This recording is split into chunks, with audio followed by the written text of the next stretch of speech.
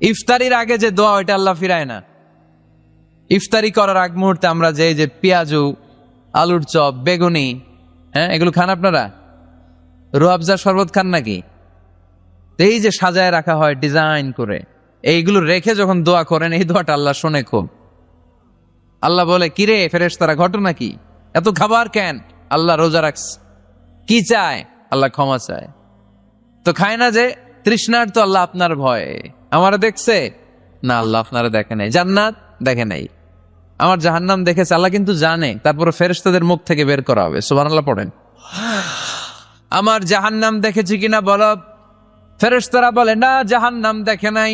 আমার জান্নাত দেখেছে কিনা বলো। জান্নাতও দেখে নাই, কিছুই দেখে নাই, আপনারেও দেখে নাই। আল্লাহ এবার খুশি হয়ে যাবে। আমার খুশির জন্য, আমার ভয়ে তৃষ্ণার্ত ক্ষুধার্ত সামনে খাবার হাত বাড়ালেই খেতে পারে, গ্লাসটা তুললেই পান করতে পারে, আমার ভয়ে খায় না। আমার ক্ষমা চায়, আমার কাছে ক্ষমা প্রার্থনা করে। এখন আমার বান্দা যা দোয়া করবে, বান্দার সব দোয়া আমি কবুল করে নেব। আল্লাহর ভালোবাসা সফট কর্নার খুব গ্রো করে। যোগ্য যে কূপ মারতে হবে, ঠিক কিনা? সময় মতো কাজ করতে হবে। সময়ের 1 ফোঁট, অসময়ের 10 ফোঁট। সময় মতো 1 ফোঁটা দিলে যেই লাভ, অসময়ে 10 ফোঁটা দিলে ওই লাভ হবে না। সময় মতো কাজ করতে হবে। ইফতারের আগ মুহূর্তে দোয়া করবেন। আমি আর ম্যাগি, স্বাদ ও ভালোবাসার দারুণ জুটি। From Nestle. বাইনাল আযানি ওয়াল ইকামা, আল্লাহর হাবিব সাল্লাল্লাহু আলাইহি ওয়াসাল্লাম বললেন, আদ-দুআউ লা ইউরাদ্দু বাইনাল আযানি ওয়াল ইকামা। আযান এবং ইকামতের মাঝখানে দোয়া করলে ওই দোয়া আল্লাহ কখনো ফিরিয়ে দেয় না। জোহরের আযান হয়েছে, সুন্নত নামাজ পড়ে বসে আছেন, মুয়াজ্জিন সাহেব আসে না, ইমাম সাহেবও বেরোয় না। এই সময়টা অনেকে কিছুই করে না, ঘড়ির দিকে তাকায় থাকে, মোবাইল টিপে, পাশের লোকের সাথে কথা বলে। কিন্তু এটা যে it's a very high time to make দোয়া, এটা যে দোয়া করার সবচেয়ে দামি সময়, এটা অনেকে টেরই পায় না। আযান ইকামতের মাঝখানে সময় পেলে কি করবেন? লিস্ট করবেন কি কি লাগবে। আল্লাহ আমার টাকা লাগবে, আল্লাহ আমার পয়সা লাগবে, আল্লাহ আমার স্বাস্থ্য খারাপ, সুস্থতা লাগবে, আল্লাহ আমার ছেলে নাই, ছেলে লাগবে, আল্লাহ আমার মেয়ে নাই, মেয়ে লাগবে, আল্লাহ আগামী ইলেকশনে আমি দাঁড়াইতে চাই, আমার তুমি চেয়ারম্যান বানাই দিও। এইগুলো লিখবেন। সুপার শপে গেলে কিন্তু আমরা লিস্ট করি, চাল লাগবে, ডাল লাগবে, রসুন লাগবে, পেঁয়াজ লাগবে, করি না লিস্ট? দেখেন দুনিয়ার জন্য কত কনসাস আমরা, কত সচেতন। কিন্তু আল্লাহর কাছে কি চাওয়া লাগবে ওইটা নিয়ে টেনশন নাই, লিস্ট করবেন আর চাবেন। এরপর আল্লাহর হাবিব বললেন, দুবুরাস সালাওয়াতিল মাকতুবা, প্রত্যেক ফরজ সালাতের পরে আমরা যে আল্লাহর কাছে দোয়া করি, ওই দোয়া কবুল করে কে? তাসবিহ পড়বেন আগে, এরপরে দোয়া। ওইটা আমাদের দেশে যেটা, ওইটা না। আসসালামু আলাইকুম রাহমাতুল্লাহ, আসসালামু আলাইকুম রাহমাতুল্লাহ, আল্লাহুম্মা আমিন ইয়া আরহামার রাহিমিন। আছে না এরকম একটা দোয়া?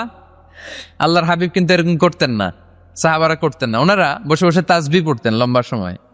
তাসবিহ পড়ে এরপরে দোয়া করেন, কবুল হবে। আয়াতুল কুরসি পড়বেন, কবুল করে নেবে কে?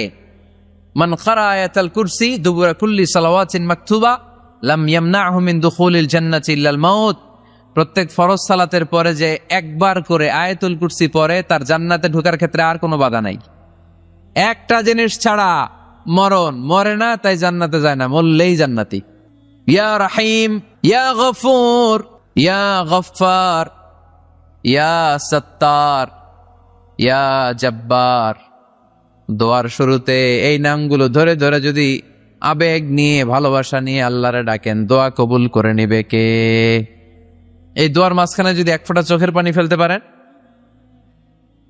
কবুল হবে? কবুল করবে কে?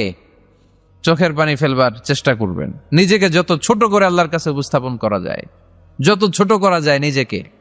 আল্লাহর হাবিব সাল্লাল্লাহু আলাইহি ওয়াসাল্লাম মহাবিশ্বের শ্রেষ্ঠতম মানুষ, তিনি দোয়ার সময় আল্লাহরে বলতেন, আল্লাহুম্মা ইন্নী আবদুক, আল্লাহ আমি আপনার দাস, আমি আপনার গোলাম।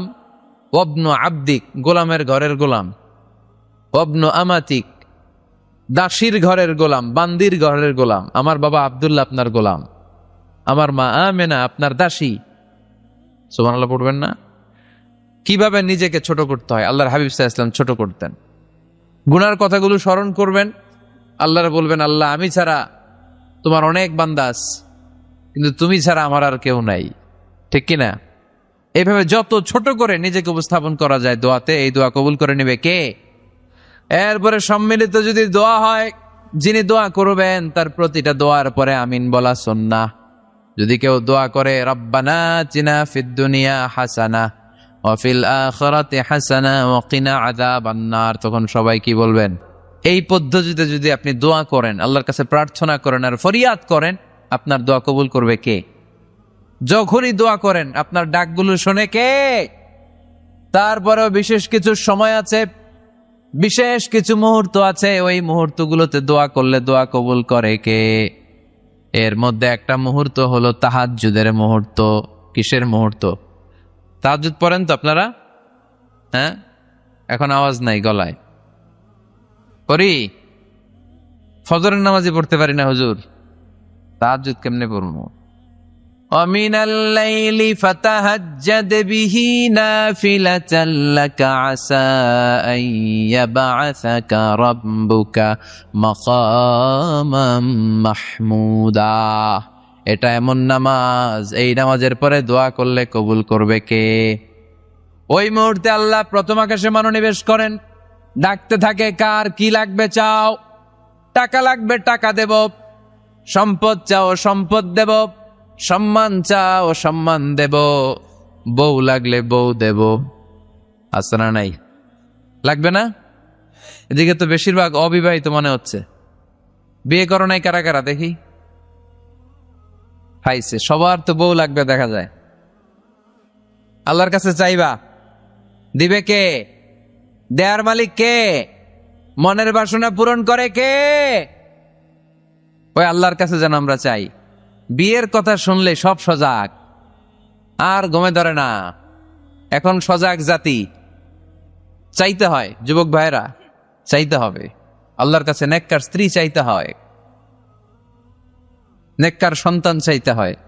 তাহাজ্জুদের সালাতে যেন আল্লাহর আমরা বলতে পারি, আল্লাহ এমন জীবন সঙ্গিনী দাও, রূপবতী, গুণবতী, নেককার, যার সাথে দুনিয়াতেও থাকবো জান্নাতেও থাকবো, ঠিক কিনা? এই দাম্পত্য জীবন কি শুধু দুনিয়ায়? আমার স্ত্রী আমার সাথে জান্নাতে যাক, আমি চাই কি চাই না? মুমিনরা দুনিয়াতেও একসাথে, জান্নাতেও একসাথে, ঠিক কিনা? তাহাজ্জুদের দোয়া আল্লাহ ফিরায় না। এরপর আল্লাহর হাবিব বললেন, বৃষ্টির নিচে দাঁড়িয়ে দোয়া করো।